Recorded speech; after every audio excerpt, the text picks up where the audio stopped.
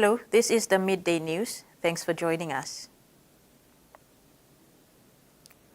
Water PNG's plant operations team were able to fully restore Rona 1 and 3 at 2:15 a.m. today, with Rona 4 coming online shortly after. The maintenance of water facilities has been ongoing at Mount Eriama, with some parts of Port Moresby going without water since 10 p.m. on Saturday, December 27, 2025. Most suburbs in Port Moresby have been without water since 10 p.m. on Saturday, December 27, 2025. This is due to PNG Power Limited's planned maintenance work at Rona 2, which has impacted Water PNG's raw water supply to the Mount Eriama water treatment plant. In an update this morning, Water PNG's Chief Executive Officer, James Young, outlined that due to the prolonged disruption, reservoir storage was utilized around midnight to provide interim relief to customers. As a result, the network now needs to stabilize as plant inflows continue to increase. Overnight, they were able to restore supply across most areas.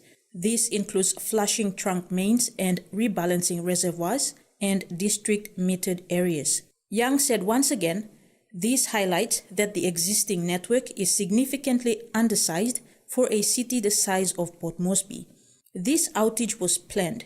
However, given the age and condition of the system, future outages of greater scale and complexity are a certainty and may require extended time frames to resolve.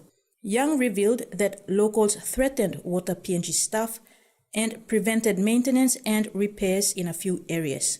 Notably, the Hanuabada area, where a large main was damaged by a landslip. He said Water PNG staff will return with police this morning. Young outlined that the HB main impacts supply quite significantly, hence it is important the public support Water PNG as they go about their work. Vanapa Brown LLG President Henry Isoaimo is making sure commuters along the Laloki and Brown River section of the Hiritano Highway in Central Province ride in comfort during this festive season.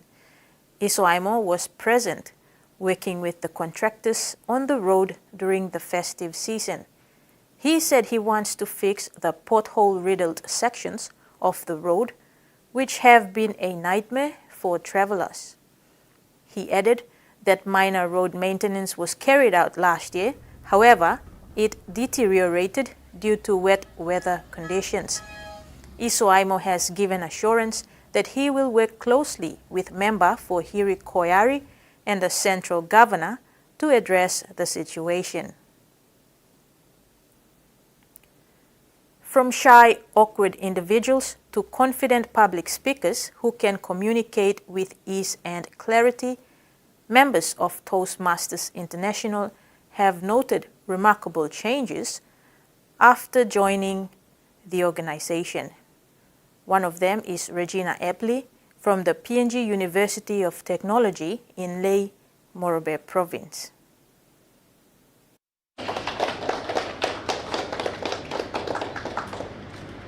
Before joining the PNG Unitech Staff Toastmasters Club, Regina Epley lived in the shadow of her own shyness. She was an introvert who shied from conversations until she joined Toastmasters in 2022 as a graduate trainee in the superannuation sector. And I joined the same year because since we were graduate trainee, it's a must that we must join the club. So yeah, automatically I joined the club. So before I joined the club, the Toastmasters Club, I was a very shy and quiet person. I don't openly talk to people.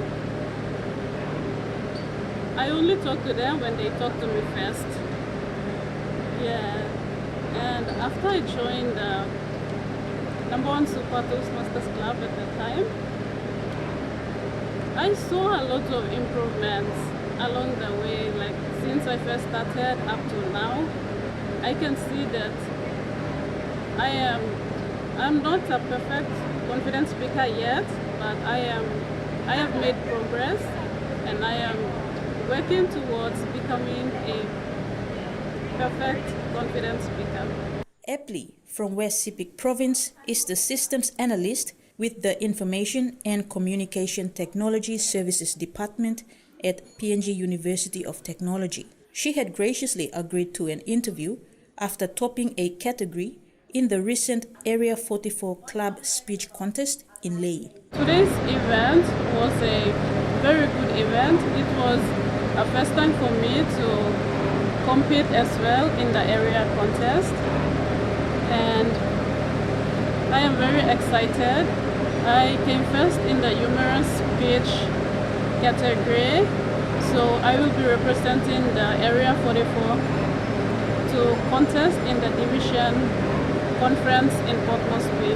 Some of the traits that I learned from Toastmasters International is how to communicate effectively with my colleagues, my Toastmasters club members, and my bosses, as well as one thing I learned is we usually have the pathways, Toastmasters pathway, and I am working on the pathway called presentation mastery.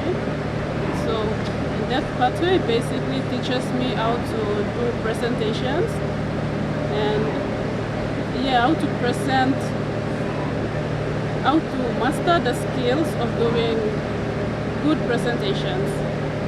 So that is one trait I learned, and this also helped me in terms of my job as well. Like before, I was a shy person. I get scared to stand in front and do presentations. But after I joined Toastmasters, I can stand in front and do presentations and all that. Each speaker serves as a reminder that Toastmasters is more than just speeches. It's about confidence, growth, and connection. New South Wales Police could be armed with higher-powered firearms at major events like New Year's Eve, as the Premier wants nothing is off the table to keep the Jewish community safe.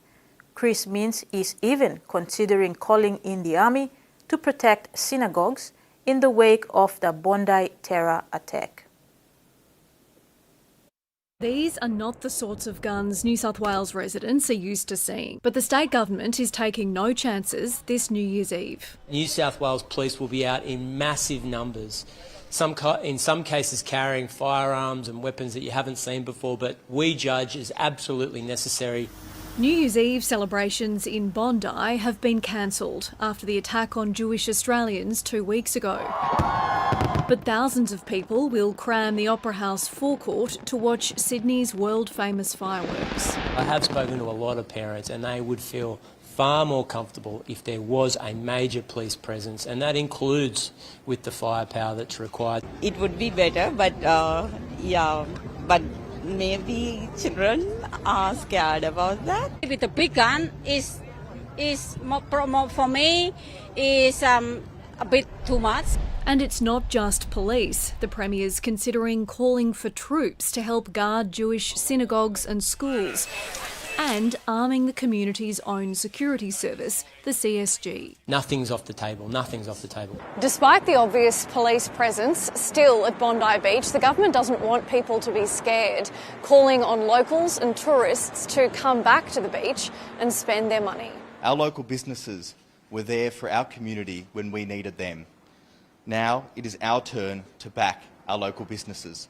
A significantly quieter Bondi, still on the long road to recovery. A soccer match turned nasty when the head coach for Central Rigo United sustained an alleged jaw injury following the Governors' Cup soccer match at University Oval in Port Moresby on Saturday.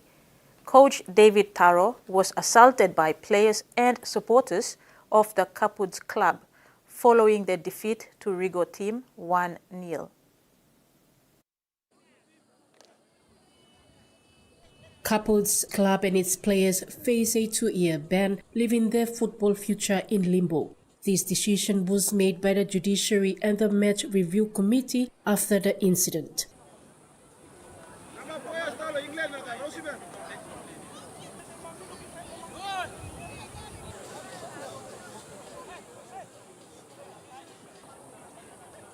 Central Rigo Coast boys sent defending champion Kaput's FC packing with a 1-0 victory to advance to the elimination final where they played Goodwin Warriors. A disappointed NCD Governors Cup tournament director Billy Aki condemned the behavior of the Kaput's club and players who decided to take it upon themselves to harass the Rigo players, which later escalated. Aki again reminded participating teams for both soccer and rugby league to comply with tournament rules and bylaws. He said teams must go through the proper process if they have disagreements with the results rather than resorting to violence, which defeats the purpose and spirit of the games. Meanwhile, the other elimination games concluded on the weekend. The quarter and semi-finals will be played today with the grand final set for Tuesday at the University Oval. Susan Oreape, TV1 Sports. A suburban boxing group in Perth is helping members of the LGBTQIA+ community fight social isolation. It comes as research reveals 2 in 5 young Australians experience loneliness and a warning about the negative health impacts of disconnection. At a community centre in Perth's inner west, this group is preparing for a unique battle. Despite the protective gear, they're not here for combat. Women, queer people, we're here to take up space, to get stronger. As a queer woman, Sonia felt like an outsider in some mainstream fitness classes. Now she's fighting loneliness with a pair of boxing gloves. I just feel more confident walking out into the world.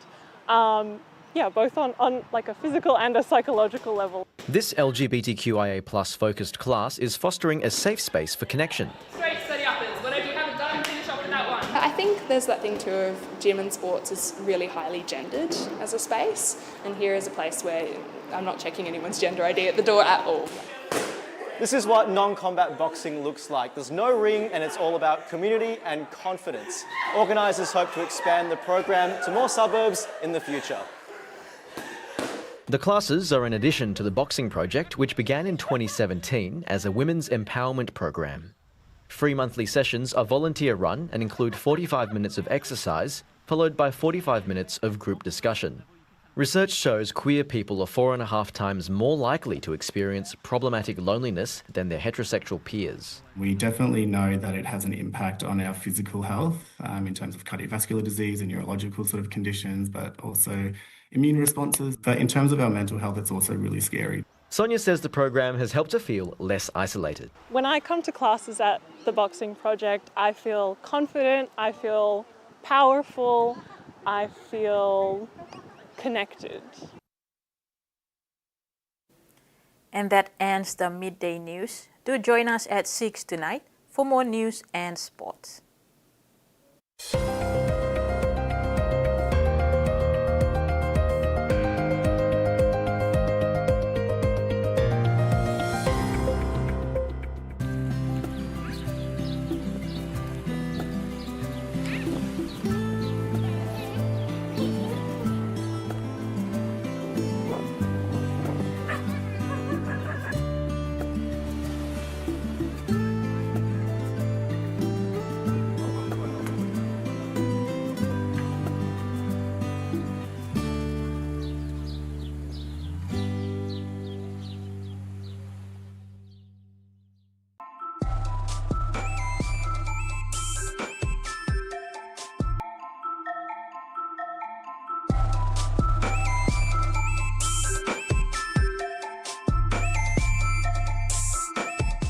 Back in the 80s, David Hasselhoff was everywhere. He rocked